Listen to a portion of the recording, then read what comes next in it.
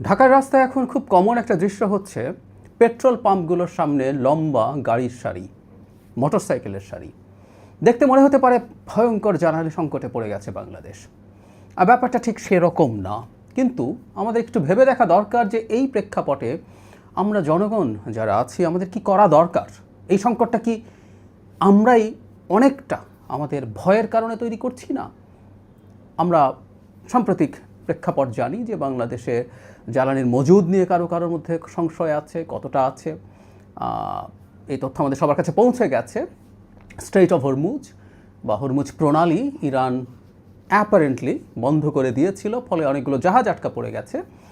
বেশ কয়েকটা দেশ, সৌদি আরব, ইরান, কাতার, ইউএই, এদের জ্বালানি আসার পথ ওটা, এবং পৃথিবীর অন্তত 20% জ্বালানি সেটা দিয়ে আসে। তো সাপ্লাই নিয়ে আমাদের টেনশন শুরু হয়েছিল। শুধু সেটা না, জ্বালানির দাম বেড়ে যায় কিনা, এই সব কিছু মিলে একটা সংকট দেখা যাচ্ছিল। সেই সংকটটা আসলে কী পর্যায়ে আছে এবং আমাদের আতঙ্কিত হওয়া উচিত কিনা, এটা খুব জরুরি। কারণ আমরা যখন আতঙ্কিত হতে থাকি তখন আমাদের আতঙ্ক বাজারে ডিজাস্টার তৈরি করতে পারে। সম্ভবত বা নিশ্চিতভাবেই বলা যায় এই মুহূর্তে যে সংকট আমরা দেখছি সেটা অনেক বেশি খারাপের দিকে যাচ্ছে আমাদের আতঙ্কের কারণে। আমাদের আতঙ্কিত না হওয়া উচিত। খুব হতাশার ব্যাপার কি আছে? আর প্রথম কথাটা হচ্ছে ঝুঁকি আছে, এতে কোনো সন্দেহ নেই, এবং এই ঝুঁকিটা আমাদের তৈরি না। গ্লোবাল ঝুঁকি যখন তৈরি হবে সেই ঝুঁকির মাসুল আমাদেরকে দিতে হবে। আমি আগেও একদিন বলেছিলাম যে আমাদের সরকার, আমাদের বলতে আমরা যারা এই দল বা এই সরকারে যারা আছি তা না, এই সরকার আমাদের প্রত্যেকটা জনগণের সরকার। জনগণের ম্যান্ডেটে গঠিত যখন সরকার হয় তখন সেই সরকারটা শুধু যারা তাকে ভোট দিয়েছে তারা না, সেই সরকারটা সব জনগণের সরকারে পরিণত হয়। সো এই সরকারটাকে আমি আগেও বলেছি আমরা যেন ওন করি। সো আমাদের সরকারটার, আমাদের রাষ্ট্রের একটা দুর্ভাগ্য যে সরকার আসতে না আসতে 1 মাসও হয়নি, কয়েক সপ্তাহ হলো, 3 সপ্তাহ হলো, সেই সময়ের মধ্যেই এই ধরনের একটা ভয়ঙ্কর পরিস্থিতির মধ্যে আমরা পড়েছি। কিন্তু এর মধ্যে আমরা আমাদের হাতে যতটুকু আছে, অনেক কিছু আমাদের হাতে নাই, এবং এই হাতে না থাকা জিনিস নিয়ে আমরা ইভেন বড় সংকটেও পড়তে পারি। যদিও আমি মনে করি সংকট অত বড় হবে না, কিন্তু পড়তে পারি। কিন্তু এর মধ্যে আমরা যতটুকু পারি আমরা যেন অতটুকু আর খারাপ না করে ফেলি। একটা কথা আছে এরকম, কেউ যদি গর্তে পড়ে তার প্রধান কাজ হচ্ছে বা প্রথম কাজ হচ্ছে গর্তটা আর না খোঁড়া, ওটাকে আর গভীর না করা। সো আমরা গর্তে পড়ে যেতে পারি বা পড়ে গেছি খানিকটা, কিন্তু আমরা যেন সেটা না খুঁড়ি। জ্বালানি দরের প্রেক্ষাপটটা যদি একটু দেখি, সেটা হলো আমরা দেখেছি আমাদের জ্বালানি মন্ত্রী জানিয়েছেন গতকাল যে 2 জাহাজ জ্বালানি তেল এসছে, আমাদের মজুদ বেড়েছে, কিন্তু রেশনিং হবে। এই যে রেশনিং হবে বা রেশনিং হচ্ছে, এটাও কারোর মধ্যে এক ধরনের আতঙ্ক তৈরি করছে। কিন্তু রেশনিং হওয়াটা কেন জরুরি সেটা নিয়েও একটু কথা বলতে চাই। মজুদ বাড়া, কিন্তু যেহেতু সংকটের একটা সম্ভাবনা আছে এবং আমাদের একটা আচরণও এই রেশনিংয়ের জন্য দায়ী, সেটাই আসবো। এখন আমাদের ভবিষ্যতে সাপ্লাই কি বাড়ার সম্ভাবনা আছে? উত্তর হচ্ছে আছে, কারণ স্ট্রেইট অফ হরমুজ পুরোপুরি বন্ধ করে রাখার বিরুদ্ধে চায়না অবস্থান নিয়েছিল। চায়না 4-5 দিন আগে থেকেই আমরা নিউজ দেখেছি যে চায়না ইরানের সাথে আলোচনা করছে স্ট্রেইট অফ হরমুজ যেন এভাবে পুরো বন্ধ না করে ফেলে। যদিও বেশ কিছুদিন কয়েকদিন বন্ধ ছিল, এইটা বন্ধ থাকবে না এটা আশা করার কারণ আছে। কারণ আমরা দেখেছি সম্প্রতি 2-1 দিন আগেই ইরান ঘোষণা করেছে তারা এটা আর ওয়াইড স্প্রেড ব্যান দিচ্ছে না, র্যাদার আমেরিকা এবং ইসরায়েলের সাথে যে জাহাজগুলো তাদের সাথে কানেক্টেড, তাদের ছাড়া অন্য জাহাজগুলোকে তারা ছাড় দেবে। তাহলে আমরা এভাবে বলতে পারি যে ওই স্ট্রেইট অফ হরমুজ দিয়ে সামনে তেল বা এলপিজি, এলএনজি এগুলো ভিন্ন জাহাজে করে আনা যাবে। ফলে বাংলাদেশের বিদ্যুৎ এবং এই পেট্রোলিয়াম পণ্য, আমাদের বিদ্যুতের একটা বড় অংশ এলএনজির সাথে কানেক্টেড, সেই জন্য বিদ্যুতের কথা বলছি, সেগুলো মেজর সংকট তৈরি করবে না। শুধু সেটা না, এইখান দিয়ে পৃথিবীর সারেরও একটা বিরাট পার্সেন্টেজ পরিবাহিত হয়, অ্যারাউন্ড 20-25%। আমাদের সারেরও সংকট হওয়ার সম্ভাবনা থাকতে পারত। সো আমরা আশা করি যে আপাতত এই সংকটটা ম্যাসিভ হয়ে যাবে না, কারণ স্ট্রেইট অফ হরমুজ যদি আংশিকভাবেও চালু হয়ে যায়, মানে গ্লোবাল ইকোনমি এরকম ডিজাস্টারে ফেলে দেয়া, বিশেষ করে ইরানের মানে খুবই ক্লোজ মিত্র চায়না প্রচুর ইরানিয়ান ফুয়েলের উপরে ডিপেন্ড করে।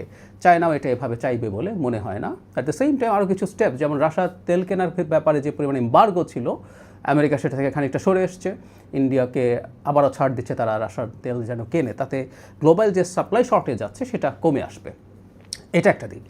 আমাদের দেশে এই যে একটা আতঙ্ক তৈরি হয়েছে যে যথেষ্ট মজুদ নেই, এটা নিশ্চিত আমরা সরকার থেকে, আমি আমার জায়গা থেকেও চেষ্টা করবো আমাদের স্ট্র্যাটেজিক রিজার্ভ আরও বাড়ানো। এটা আসলে করতে হবে, কারণ এই অঞ্চল এবারও যদি শান্ত হয়ে ওঠে কিছুদিন পর, এটা আবার অশান্ত হয়ে ওঠার সমূহ সম্ভাবনা থাকবে। সো ভবিষ্যতে আমাদের খুবই জরুরি কাজ হবে।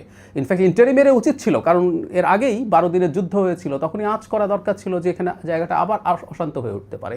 এবং ইরানের সাথে সংকট মানে স্ট্রেইট অফ হরমুজের সংকট।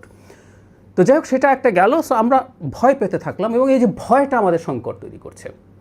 ব্যাপারটা এরকম, আমরা যদি ভয় পেতে থাকি আমরা তখন প্যানিক বাইং বলে যেটাকে, আমরা যা বাজারে যে কোনো কিছু সংকট যখন শোনা যায়, আমরা যদি শুনি যে পেঁয়াজের দাম বাড়ছে, আমরা গিয়ে অনেক পেঁয়াজ কেনা শুরু করি, যত পেঁয়াজ কেনার কথা ছিল না। তো সেটা অত্যন্ত এক্সট্রা একটা ডিমান্ড তৈরি করে। এই ডিমান্ডটা আসলে সিস্টেমটাকে ভেঙে দেয়। বেশ খানিকটা এরকম, আমরা ধরুন ব্যাংকের বিজনেসটা ডিপেন্ড করে, সে মানুষের কাছ থেকে টাকা নেয়, সেই টাকা আবার লোন দেয়, সেই লোনটা দিয়ে ব্যবসা করে সেখান থেকে মানুষকে ইন্টারেস্ট দেয়, এবং সে হিসাব করে মানুষ কী পরিমাণ টাকা এখান থেকে তুলতে চায়, সে পরিমাণ টাকা সে হাতে রাখে, আর বাকি টাকা তো সে ইনভেস্ট করে ফেলে, অন্যকে লোন দিয়ে দেয়। কিন্তু কোনো একদিন যদি এরকম হয় যে অনেক মানুষ তাদের সব টাকা তুলে নিতে গেল, তাহলে সবচেয়ে ভালো ব্যাংকটাও কলাপস করে। আমাদের রেশনিংয়ের প্রশ্ন কিন্তু এই কারণে আসছে। রেশনিং মানে এই না আমাদের মজুদের অবস্থা খুব খারাপ, আমরা ভবিষ্যৎ দেখতে পাচ্ছি, এবং আমরা ওই যে প্যানিক বাইং করছি। যে মানুষটা তার গাড়ির ট্যাঙ্কে 5 লিটার 10 লিটার তেল নিতেন, তিনি এখন ফুল ট্যাঙ্ক চাইছেন। যিনি বাইক চালাচ্ছেন তিনিও ফুল ট্যাঙ্ক তেল চাইছেন। সেই জিনিসটার কারণে যেটা হয়, আমাদের এই জ্বালানি তেলের যে বিপণন ব্যবস্থা ছিল, সেই বিপণন ব্যবস্থা ডিপেন্ড করেছে আমাদের কী পরিমাণ ডিমান্ড আছে সেটার উপর। যখন মানুষ 2 লিটার 3 লিটার বাইকের জন্য কেনে, 10 লিটার তার অন্য কারের জন্য কিনছে, সেডানের জন্য কিনছে, সেটার উপরে ডিপেন্ড করে। যখন প্রত্যেকে ফুল ট্যাঙ্ক তেল নেওয়া শুরু করে, তখন আমাদের যে ডিস্ট্রিবিউশন এবং সাপ্লাইয়ের যে চেইন আছে, সেটা ভেঙে পড়ার সম্ভাবনা থাকে। সে কারণেই আসলে রেশনিংটা লাগবে। একই সাথে আমাদের রিজার্ভ আছে, কিন্তু আমরা সংকটটা কেমন হয়, সংকটটাকে কি এসকালেট করে, সম্ভাবনা আছে। আমরা দেখেছি এর মধ্যে অত্যন্ত ভয়ঙ্কর একটা ঘটনা ঘটেছে। ইরানের খাবার পানি যে ডিসেলিনেশন প্ল্যান্ট, আমরা জানি মধ্যপ্রাচ্যে যথেষ্ট সুপেয় পানি নেই, সো সমুদ্রের পানিকে লবণাক্ততা মুক্ত করে তারা এটাকে ইউজ করেন খাবার পানি বা অন্যান্য মিষ্টি পানি হিসেবে। এখন যদি পাল্টা অ্যাটাক শুরু হয় মিডল ইস্টের অন্যান্য দেশে, বা এই আলাপ এখনও আছে যে দেখা যাচ্ছে ইরান যেহেতু তার বেশ ভালো স্ট্র্যাটেজিক টার্গেটে হিট করতে পারছে, এবং ইসরায়েল এবং আমেরিকার ইন্টারসেপ্টার যথেষ্ট নেই, মানে যেগুলো দিয়ে সে ইনকামিং মিসাইল এবং ড্রোনকে ভূপাতিত করে। ইরানের ড্রোনও এখনও যথেষ্ট তার হাতে রয়ে গেছে ধারণা করা হয়। সো যুদ্ধ আরও বেশ কিছুদিন চলার সমূহ সম্ভাবনা আছে, তারপর অনেক লম্বা সেটা হবে না। তো যে কথাটা বলতে যাচ্ছিলাম, তাতে আমাদের জ্বালানি সংকট কিছুটা থেকে যেতেই পারে, সেজন্য সতর্ক থাকা। এই সতর্কতার জন্যই আসলে আমাদের এই প্যানিক বাইং থেকে সরে আসতে হবে, আমাদের মিতব্যয়িত হতেই হবে। সো এটার মানে এই না যে আমাদের সংকট অনেক বেশি আছে।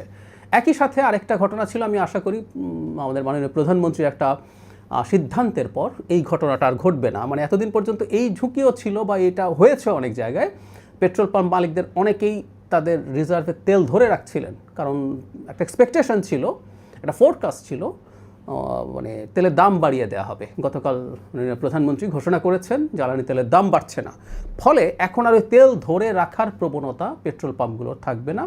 সুতরাং আমরা আশা করতে পারি যে এই সংকটটা আর এভাবে চলতে থাকবে না। একটা কথা মনে রাখা দরকার, সেটা হচ্ছে একটা সরকার যে মাত্র দায়িত্বে এসছে, সেই দায়িত্বে আসার পর এই ধরনের একটা বড় বিপদে পড়েছে। এটা আমাদের সবার সরকার, আমরা সরকারকে ঠিকঠাকভাবে দেশ পরিচালনার জন্য যেন সাহায্য করি। আমরা আমাদের প্যানিকের জন্য, আমাদের প্যানিক বাইংয়ের জন্য আমরা অন্যদের জন্য যেন ঝুঁকি বা বিপদ তৈরি না করি। আমি সত্যিই আমাদের এই ব্যাপারে আশ্বস্ত করতে চাই, বাংলাদেশ ম্যাসিভ সংকটে নেই। বাংলাদেশের কিছু সংকট আছে, আর সবার যেমন সংকট আছে সেই রকমই সংকট, এর মধ্যে আবার অনেক বাড়াবাড়ি কিছু হয়ে গেছে, ব্যাপারগুলো তা না। একই সাথে আমাদের সরকার নিশ্চয়ই অল্টারনেটিভ জায়গা থেকে সোর্সিংয়ের চেষ্টা করবেন, বেশি দাম দিয়ে হলেও করবেন, কারণ জ্বালানি প্রাইমারি ফুয়েল হচ্ছে লাইফলাইন আমাদের অর্থনীতির। সেই ব্যাপারে সরকার কোনোভাবেই কার্পণ্য করবেন না। আমরা জনগণ যদি আতঙ্ক থেকে দূরে থেকে, আবারও বলছি আতঙ্ক থেকে দূরে থেকে, আতঙ্ক যে কোনো বিপদ ঘটিয়ে দিতে পারে, সব